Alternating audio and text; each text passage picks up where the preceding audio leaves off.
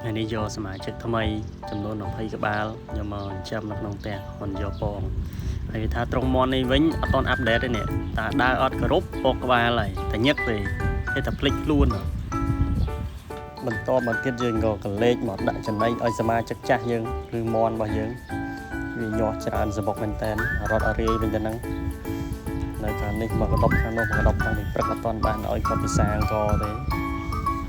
ហើយច្រើនជីចាច់ពេញផ្ទះអត់ត្រង់នេះអញ្ចឹងអានេះទឹកតែញាស់ថ្មីដាក់ជន់ក្រោមព្រោះត្រង់មន់នេះមានជន់ឡាវទឿ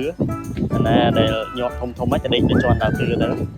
អានេះគឺសមាជិកថ្មីរបស់យើងវាស្រេកទឹកណាព្រោះញ៉ាតាំងពីឆ្ងាយមកដល់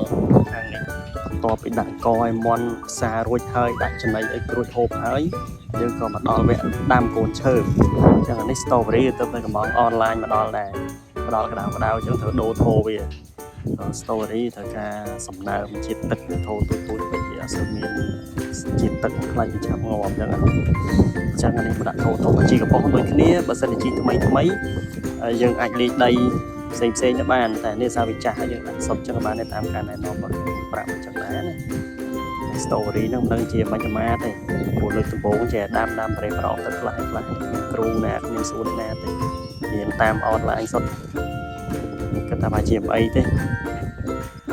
រួចបាត់ដាំទៅបានផ្លែហូបអាហ្នឹងក៏ជោគជ័យទៅបើមិនដាំទៅមិនបានផ្លែរវាងាប់អាហ្នឹងមានតែបរាជ័យចាត់ទុកជាបទពិសោធន៍នឹងជាយាមដាំម្ដងទៀតនៅពេលក្រោយចឹងយើងអស់អីមានតែរងចាំតាមដាននៅភាគបន្តចាំមើលតើតូរីយើងនឹងបានផ្លែហូបអត់អញ្ចឹងវីដេអូថ្ងៃនេះអត់មានអីច្រើនទេអរគុណបងប្អូនទាំងគ្នាសម្រាប់ការទស្សនា